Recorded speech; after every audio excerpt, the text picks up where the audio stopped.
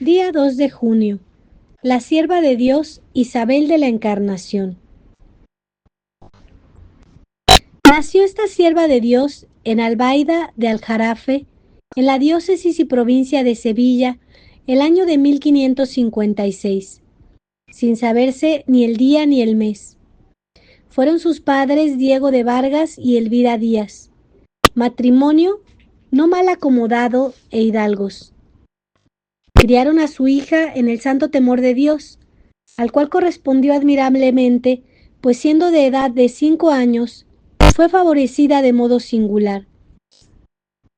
Estaba jugando con otras niñas de su edad, cuando he aquí que una niña a la que no conocía se le quedó mirando con gran atención y afecto, y con no menor le dice: las mujeres que se casan tienen compañía con un hombre, y las que permanecen vírgenes con el mismo Dios y con la Sacratísima Virgen María, su madre, que es la Virgen. Grandemente la impresionó todo esto, y llevada del impulso de su inocente alma en aquel mismo instante, hizo propósito de ser virgen. No paró aquí la delicadeza del cielo, porque siendo tan tierna niña, comprendió perfectamente todo lo que había oído sin necesidad de maestro que se lo explicara. Comprendió la alteza tan sublime que tiene la virginidad sobre el matrimonio. Fue su alma ilustrada por el principio de la fe de la existencia de Dios. Comprendió perfectamente que Dios humanado tenía madre y que esta madre singular era virgen. Entendió cómo Dios premia a las obras buenas y castiga a las malas, y en su inocente corazón se inflamó un amor singular y grande a lo invisible. Estos pensamientos tan celestiales la inclinaron al retiro y penitencia, y como había dado la circunstancia de haber muerto su abuelito, que había vivido en su misma casa, pidió a sus padres para ella vivir el aposentillo donde su abuelo había muerto. Concedido el permiso, solamente quiso por todo ajuar una frazada para dormir sobre un arca que en el mismo cuarto existía. Con este ánimo y valor comenzó la inocente niña su carrera, sin miedo mujeril y sin temor a los rigores en que iba a ejercitarse. Supo que una pobre mujer no tenía manta con que abrigarse, y en un acto de caridad sublime le dio toda la manta que poseía, sufriendo ella todo el frío de aquel invierno crudísimo. Como ella después, siendo ya religiosa, manifestó a su maestra de novicias. Su fervor aminoraba estas molestias de los elementos, acostumbrándose desde tan temprana edad a vivir mortificada en el invierno, buscando los parajes más fríos e incómodos, y en el verano los de más calor. Llevada del mismo fervor, juntaba las noches con los días, permaneciendo en oración, sintiendo tal sabor en tan santo ejercicio que ni ella misma se lo sabía explicar. Al cumplir los 13 años, sin consultarlo con nadie, hizo voto de virginidad movida única y exclusivamente por la inspiración del cielo, pues su encogimiento y poco hábito de hablar de estas ni de otras materias la impedían tener trato con nadie. 20 años pasó en este método de vida rigurosa, siendo su mortificación admirable, no quitándose nunca una especie de escapulario de cilicio que le llegaba hasta la cintura. Convencida de lo mucho que agradaba a la Santísima Virgen la recitación del Santo Rosario, procuraba rezarlo con la máxima devoción, siendo la emoción tan intensa interiormente que los sentidos exteriores los tenía por completo dominados.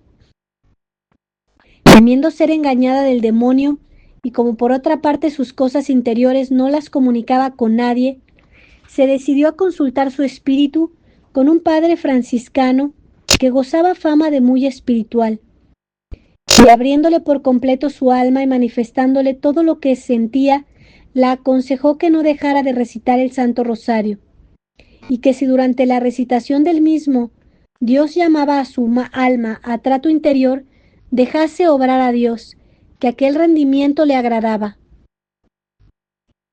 De mucho provecho le sirvió este consejo, no solamente cuando se recogía, sino cuando tenía que atender al gobierno y buen orden de la casa, conservando siempre la presencia de Dios.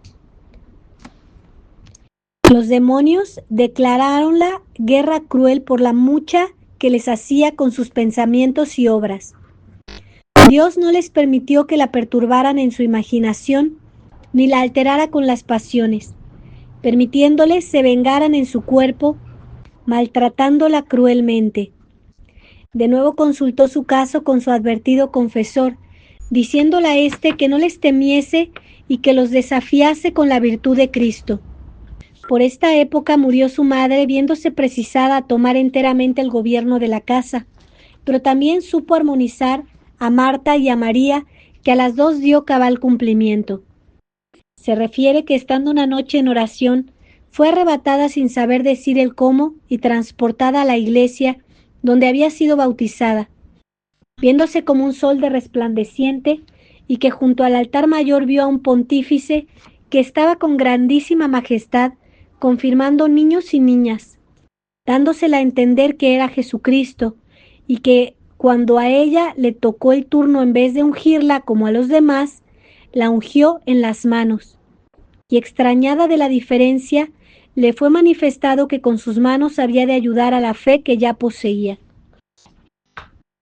Al volver en sí se encontró en su habitacioncilla, inundada de suavidad y con grandes deseos de hacer algo por Dios, no hallando consuelo sino en el mismo Dios. Había llegado a sus 25 años y el Señor la comenzó a dar deseos de mayor perfección y de vida más retirada, más regulada y más sujeta por su amor. El mismo Señor le manifestó que quería servirse de ella para que se fundase un convento. El modo y cómo no se lo manifestaron, y así esperaba hasta que el mismo Señor se le apareció acompañado de un coro de doncellas vestidas de religiosas con coronas y palmas en las manos, y le dijo: «Hija, con estas te quiero». Quedó con la certidumbre de la visión, pero en extremo confusa por no conocer a aquellas monjas ni nunca haber visto aquel hábito. Otro día se dice haber sido regalada amorosamente por el Señor, estando en oración, viendo a Jesucristo y a su Santísima Madre, y que había sido desposada con el mismo Jesucristo, siendo adornada con precioso collar de subido oro, y que todo eran prendas del bien que había de hacer en la religión. Por esta época murió su padre, y viéndose libre determinó seguir vida más perfecta. Vendió toda su pequeña hacienda, que le valió 1000 ducados. Supo como en Sanlúcar la mayor, Beatriz de la Concepción, se había recogido a vida penitente, y este ejemplo tanto se le adentró en su alma que pensó en seguirla y vivir su misma vida de penitencia, apartándose por completo del mundo. Decidida se fue a Sanlúcar y le entregó sus 1000 ducados y su persona. Con gusto la recibió en su compañía Beatriz, alegrándose de tener semejante discípula. Con los dineros compraron una casa más desahogada, y con esto se les agregaron nuevas compañeras. Hicieron su oratorio y merecieron la bendición del señor arzobispo de Sevilla, encerrándose definitivamente, no saliendo sino era para oír la Santa Misa y comulgar. 26 años contaba cuando se agregó a esta vida de recogimiento. Antes de entrar hizo confesión general, cuyo fruto fue hacer un firme propósito de no ofender a Dios y buscar la suma perfección. En espíritu fue llevada por todo el mundo, mostrándosele la monstruosidad del alma que vive en pecado mortal, teniéndolas los demonios fuertemente sujetas, causándola gran espanto. También le fue mostrado el infierno y los horrores de aquel temible lugar. Cada merced de estas que recibía le servían para encenderse más en el amor de Dios y ansias de hacer mucho en su santo servicio. Un sacerdote tomó sobre sí el cargo de enseñarlas a leer el latín, no acudiendo ella a la lección, y preguntándole el motivo respondió que ella tenía otro mejor maestro. 9 años pasó en este beaterio. Siempre las decía que habían de ser religiosas, y si le preguntaban el cómo y cuándo, les respondía que estuviesen ciertas de ello y que él cuándo lo dejaran a Dios. Todas las recogidas en el beaterio anhelaban que se convirtiera en convento, y Beatriz de la Concepción en 1590 secundó los deseos de sus compañeras, consultando el caso con un padre franciscano, el cual le dijo que en diferentes partes de España crecía la reforma teresiana, refiriéndole a la vez la vida angelical que las monjas carmelitas descalzas llevaban. La manifestó cómo entonces se encontraba en Sevilla el padre provincial de Andalucía, con el que podía ponerse al habla y él les daría el modo y medio de hacerse religiosas. Todas estas noticias se las comunicó a sus compañeras, que gozosas aprobaron el proyecto de hacerse carmelitas descalzas, comisionándola para que sin perder tiempo se trasladara a Sevilla y hablara con el citado padre provincial. Inmediatamente se puso en camino y, noticiado el padre provincial de sus deseos, se trasladó él a Sanlúcar la Mayor, examinando por sí mismo el caso y a las beatas, y quedando complacido de su espíritu, pidió las oportunas licencias que, concedidas, tomó de Sevilla a las monjas que juzgó más aptas para aquella fundación, transformando el beaterio en un nuevo convento de carmelitas descalzas. Isabel de la Encarnación, que fue como se quiso llamar en la orden, experimentó un júbilo sin igual al verse con el hábito de la Virgen del Carmen, comenzando su noviciado como si hasta entonces no hubiera hecho nada en orden a su santificación y no hubiera practicado ninguna virtud. Tal era su fervor. Dios la probó con enfermedades y, asistiéndola con cariño las religiosas y dispensándola, la madre priora, de seguir la observancia en particular, la de comer de vigilia, suplicó al Señor que le diera otra clase de enfermedades, ya que por ella se quebrantaba dicha observancia. Dios misericordioso oyó su petición e inmediatamente se sintió buena y sana. Al poco de profesar le dio un paroxismo, del cual certificó la maestra de novicias ser cierto que le duró más de 1 hora, y que, llamando el médico, éste testificó estar muerta. Este diagnóstico tan tremendo llenó de pavor a las monjas por haber muerto sin sacramentos, pero vuelta en sí a todas las llenó de alegría. Convencida su maestra de que algo extraordinario había pasado por ella, en secreto le preguntó, y ella con sencillez y obediencia le dijo: Madre, muchos días hace que con grande instancia suplico al Señor me ayude a morir en mí del todo, porque su majestad viva en mí, como decía el apóstol San Pablo. Estando en esto sentí que me arrancaban el alma del cuerpo con tan vehementes y excesivos dolores que no es posible significarlos. Mandáronme que mirase el cuerpo y reconociese su frágil y vil formación. No sé cuánto duró esto, pero bien me dieron a entender que el cuerpo es fomento de todo pecado. Después de esto mandaron al alma que volviese a él, y si grandes fueron los dolores de la salida, mayores fueron los de la vuelta, viendo que el alma volvía a tanto peligro, a tanto lazo y ocasión de perdición. Entonces me dijo el Señor: no temas, que ahora viviré yo en ti, cuando has conocido quién eres sin mí.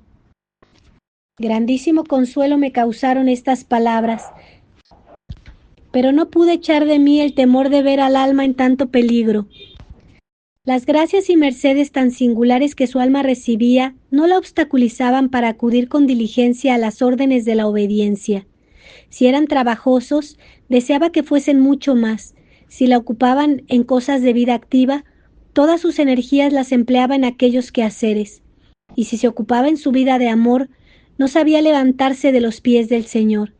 Si la mandaban al torno, daba muchas limosnas y recibía más.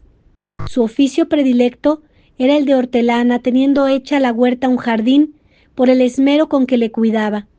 En un rincón de la misma hizo una choza con aires de ermita, en donde ella y las otras religiosas entraban a descansar de sus labores materiales, dedicándose a oraciones espirituales. La eligieron en 1607 por priora de la comunidad, y si cuando súbdita era un dechado de virtudes, cuando superiora fue un modelo acabado caminando ella y sus monjas con pasos acelerados por los caminos de la perfección carmelitana. En los restantes años de su vida, no decayó de su primitivo fervor, sino que fue de ascensión en ascensión, hasta que viéndola ya el Señor apta para el cielo, la mandó la última enfermedad, en la que continuó practicando las mismas virtudes. Convenientemente preparada y con los auxilios de la Iglesia y de la Orden, cuando contaba 75 años de edad, dejó la tierra por el cielo. Más de 40 años pasó en la Reforma teresiana, siendo un modelo viviente de cómo se ha de vivir en el Carmelo reformado. Sierva de Dios, Isabel de la Encarnación, rogad por nosotros. Sierva de Dios, Isabel de la Encarnación, rogad por nosotros. Sierva de Dios, Isabel de la Encarnación, rogad por nosotros. Ave María Purísima, sin pecado original concebida. Por la señal de la Santa Cruz de nuestros enemigos, líbranos, Señor Dios nuestro, en el nombre del Padre, y del Hijo, y del Espíritu Santo. Amén.